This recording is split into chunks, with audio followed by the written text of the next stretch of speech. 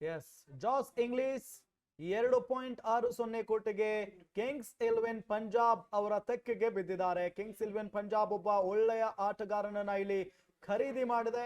ಅದ್ಭುತವಾಗಿ ಬ್ಯಾಟ್ ಬೀಸ್ತಾರೆ ಜಾಸ್ ಇಂಗ್ಲಿಷ್.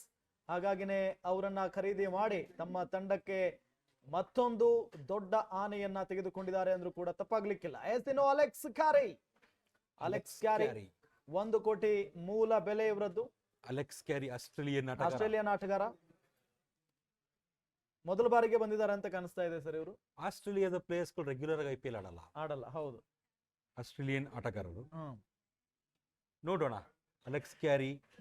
ಆಮೇಲೆ ಆಸ್ಟ್ರೇಲಿಯನ್ ಪ್ಲೇಯರ್ಸ್ ಗಳಿಗೆ ನಿತೀಶ್ ರಾಣಾಗೆ 4.20 ಕೋಟಿ ಕಡಿಮೆ ಆಯ್ತು ಅಂತ ಅನಿಸ್ತಿಲ್ವಾ ಸರ್? RCB ಅವರು ಟ್ರೈ ಮಾಡಬಹುದಾಗಿತ್ತು ಇನ್ನು ಸ್ವಲ್ಪ. 5 ಕೋಟಿವರೆಗೂ ನಷ್ಟನೇ ಇರಲಿಲ್ಲ. ಕೃಣಾಲ್ ಪಾಂಡ್ಯ ಮತ್ತು ನಿತೀಶ್ ರಾಣಾ ಕಂಪೇರ್ ಮಾಡಿ ನಿತೀಶ್ ರಾಣಾ ತಗೊಂಬೋದಿತ್ತು ಅಂತ ಆರಾಮಾಗಿ. But Krunal Pandya is the good choice. ಹೌದು, Krunal Pandya always good choice. ತಮ್ಮ ಯಾವ ತಂಡಕ್ಕೆ ಹೋಗ್ತಾರೆ ಅಲ್ಲಿ ತುಂಬಾ ಚೆನ್ನಾಗಿ ಪ್ರದರ್ಶನ ನೀಡ್ತಾರೆ. ಮತ್ತೆ RCBಗೂ ಕೂಡ ಅವ್ರ ಅವಶ್ಯಕತೆ ಇತ್ತು. ಸ್ಪಿನ್ ವಿಭಾಗದಲ್ಲಿ ಒಬ್ಬ ಒಳ್ಳೆಯ ಸ್ಪಿನ್ನರ್ ಬೇಕಾಗಿತ್ತು.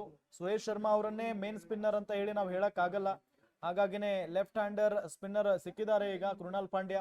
ಹಾಗಾಗಿ ಒಳ್ಳೆಯ ಒಂದು ಬಿಡ್ ಇದು ನಮ್ಮ RCBಗೆ. ಬಹಳ ಯೋಚನೆ ಮಾಡ್ತಾ ಇದ್ದಾರೆ. ಆದ್ರೂ ಯಾಕೆ ಇವರು ಒಂದಿಷ್ಟು ಮುಖ್ಯವಾದಂತ ಪ್ಲೇಯರ್ ಗಳನ್ನ ಬಿಡ್ತಾ ಇದ್ದಾರೆ ಅಂತ ಇದುವರೆಗೂ ಅರ್ಥ ಆಗ್ತಾ ಇಲ್ಲ. ಮುಂಬೈ ಇಂಡಿಯನ್ಸ್ ನವರು ರಿಯಾನ್ ರಿಕಲ್ಟನ್ ಅನ್ನೋ ಪ್ಲೇಯರ್ ನ ಬೇಸ್ ಪ್ರೈಸ್ ಖರೀದಿ ಮಾಡಿದ್ದಾರೆ. ರಿಯಾನ್ ರಿಕಲ್ಟನ್ ಆ ಆಟಗಾರನ ಬಗ್ಗೆ ತುಂಬಾ ಹೆಚ್ಚಿಗೆ ಡೀಟೇಲ್ಸ್ ಸಿಕ್ಕದಿಲ್ಲ ನಮಗೆ.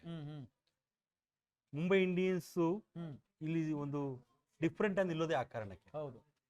ಅವ್ರಿಗೆ ಎಷ್ಟೋ ಸತಿ ಅಫ್ಕೋರ್ಸ್ ಅವರು ಲಾಸ್ಟ್ 2 ಸೀಸನ್ ಅಲ್ಲಿ ಇಂಗ್ಲೆಂಡ್ ನ ಯಾರದು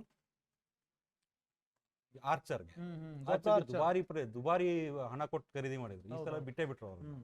ಮತ್ತೆ ಟ್ರೆಂಟ್ ಬೋಲ್ಟ್ ನ ಕರ್ಕೊಂಡ್ಬಂದು.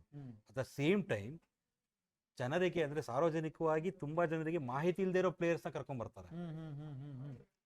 ಅದು ಮುಂಬೈ ಇಂಡಿಯನ್ಸ್ ನ ಇಷ್ಟು ದಿನ ಉಳಿಸ್ಕೊಂಡಿದೆ ಹಂಗ್ ನೋಡ್ಕೊಂಡ್ರೆ.